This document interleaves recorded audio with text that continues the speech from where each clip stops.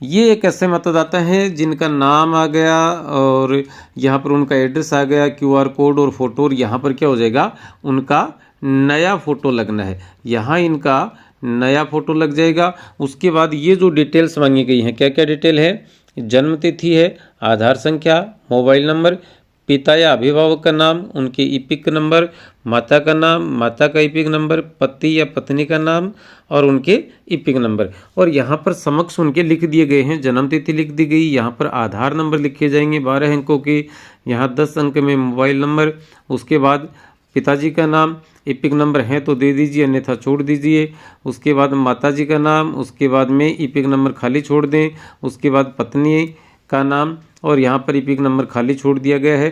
क्योंकि ये जो मतदाता है इसका नाम 2002 की मतदाता सूची में था, तो इनका ये दायां भाग रहेगा खाली और बाएं वाले भाग में यहाँ पर ये डिटेल भरी जाएंगी। निर्वाचक का नाम अभिनव सरोवा, ईपिक नंबर नहीं है, पिता का नाम जयदेव सिंह, इन दोनों के मध्य रिश्ता क्या है, पिता का है। और 2002 की जो मतदाता सूची है उसमें इस व्यक्ति के नाम के आगे यहाँ जयदेव सिंह लिखा है और यहाँ संबंध बताया गया है, पिता तो वही आपको यहाँ लिखना है। उसमें जिला झुंझुनू राजस्थान, विधानसभा क्षेत्र का नाम मंडावा और उनका जो विधानसभा का क्रमांक है वो 29, भाग संख्या 83 में 542 नंबर पर इनका नाम दर्ज था।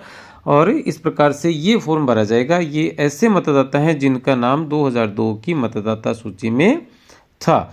और यहाँ पर फिर मतदाता अपने हस्ताक्षर करेंगे, यहाँ बीएलओ हस्ताक्षर करेंगे और उसके बाद ये ऑनलाइन किया जाएगा बीएलओ ऐप के माध्यम से, बीएलओ के द्वारा। ये तो था पहला फॉर्मेट।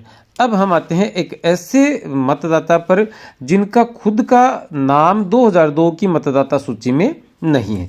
तो देखिएगा ये जो 2000, ये दूसरे मतदाता हैं जिनका नाम आ गया, पता आ गया, क्यूआर कोड और फोटो पुराना, यहाँ नया फोटो लगाना है। उसके बाद क्या होता है, वही सारी चीज़ें हैं जो वर्तमान समय की हैं, वो सारी की सारी चीज़ें ये आपको यहाँ पर इन कॉलम में लिखनी है। यहाँ शीर्षक दिया है और यहाँ उनको लिखना है। जैसे इन्होंने अपनी जन्म तिथि लिखी है, उसके बाद में आधार नंबर लिख दिए, उसके बाद मोबाइल नंबर, फिर पिता का नाम जो वर्तमान में है असल में वही, और यहाँ पर लिख दिया माताजी का नाम, यहाँ पति या पत्नी का नाम। अब चूंकि इनका नाम 2002 की मतदाता सूची में नहीं था और नहीं था, इसलिए ये जो कॉलम है वो खाली रहेगा। यहाँ ये जो दायां पार्ट है, दायां भाग है, उसमें इनका नाम भरा जाएगा। जैसे पिताजी का नाम भर दिया, पिताजी 2002 की मतदाता सूची में इनके साथ कौन से संबंधित थे, तो उनके साथ ये थे। और इन दोनों का आपस में क्या संबंध है वो यहाँ पर दिखाना है। ये जो रिश्तेदार शब्द ना, ये बड़ा प्रभावित कर रहा है लोगों का से। तो इसका मतलब ये जो व्यक्ति है, यहाँ आप ध्यान दें 2002 की बात हम कर रहे हैं और 2002 की मतदाता सूची में इस व्यक्ति के आगे ये नाम लिखा था। इन दोनों के मध्य जो संबंध था वो यहाँ आएगा। ये इनकी विधानसभा का जिले का नाम आ गया, ये राजस्थान राज्य हो गया, ये विधानसभा का नाम, यहाँ पर बात आ गई विधानसभा क्रमांक की, ये विधानसभा की भाग संख्या, और ये 2002 की मतदाता सूची में उनकी इस बजरंग लाल की क्रम संख्या। अब यहाँ और ध्यान दें आप, वर्तमान में इनका एग्जैक्ट सही नाम क्या है, मतदाता के दस्तावेजों के अनुसार बजरंग लाल, लेकिन इसी बजरंग लाल का 2002 की सूची में नाम सिर्फ बजरंग था, तो आपको सिर्फ यहाँ पर बजरंग ही लिखना है।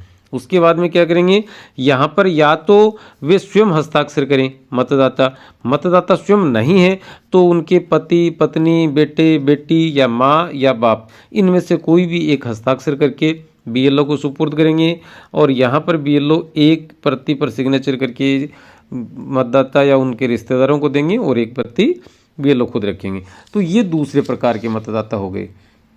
अब हम चलते हैं तीसरे प्रकार के मतदाता, जिनका जो ये तो जैसे विवाहित थी तो इनके पीहर पक्ष से मंगवाई गई थी। ये डिटेल कहाँ से मंगवाई गई है, इनके पीहर पक्ष से। अब हम बात ऐसे मतदाता की करेंगे जो अविवाहित है, तो उनके लिए क्या होगा देखिएगा। तीसरा पार्ट ये है, और ये जैसे मतदाता का नाम पता हो गया, यहाँ पर विधानसभा से संबंधित आ गई, ये क्यूआर कोड हो गया, ये फ़ोटो हो गई, यहाँ पर बीएलओ का नाम और उनके मोबाइल नंबर लिखे हैं, यहाँ आपको नया फ़ोटो लगाना ही है। मतदाता की उम्र लिखी है 1 सितंबर 2007, मतलब 2025 में लगभग वो 18 साल के ही हुए हैं। इसका मतलब अविवाहित हैं। तो यहाँ पर उनके आधार नंबर लिख देने हैं। फिर नीचे वाले कॉलम में उनके मोबाइल नंबर लिखने हैं। यहाँ पर पिता का नाम लिखना है, यहाँ पर उनकी माताजी का नाम लिखना है, और स्पाउस वाले दोनों कॉलम खाली रहेंगे। चूँकि इनका नाम 2002 की मतदाता सूची में नहीं था, इसलिए ये बाएं वाला भाग क्या है, खाली रहेगा। दाएं भाग में हम लिखेंगे इस मतदाता के पिता, माता, दादा या दादी, इन चार में से जिनका नाम 2002 की मतदाता सूची में था उनका।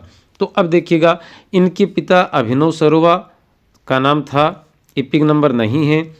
अब अभिनव सरोवा के ये चूंकि 2002 की मतदाता सूची के विषय में हम लिख रहे हैं, तो 2002 की सूची में अभिनव सरोवा के संबंधी दिखाए गए थे, या उनके पिता का नाम था जयदेव सिंह।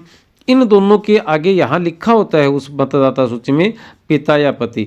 तो पिता लिखा है तो आपको यहाँ पर क्या लिखना है, पिता ही लिखना है, फिर जिला लिखना है, फिर राज्य लिखना है, उसके बाद में विधानसभा क्षेत्र का नाम लिखना है, उसके बाद विधानसभा निर्वाचन क्षेत्र की संख्या लिखनी है, उसके बाद में भाग संख्या लिख देनी है, और उसके बाद में आपको ये जो मतदाता है जिसके साथ मैपिंग की जा रही है, जिसकी नहीं जिसके साथ, उस मतदाता का 2002 की सूची में कितने नंबर पर नाम था, तो ये नाम यहाँ पर लिखेंगे।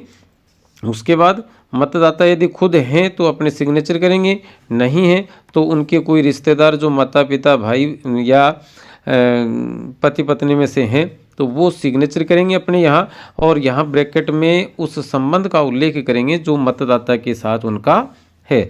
और मतदाता के साथ संबंध का उल्लेख करने के बाद BLO को देंगे। BLO यहाँ पर अपने हस्ताक्षर करके एक प्रति मतदाता या उसके परिवार को जमा करवाएगा, और दूसरी प्रति स्वयं लेकर जाएंगे और इसे ऑनलाइन करेंगे। चलिए, धन्यवाद।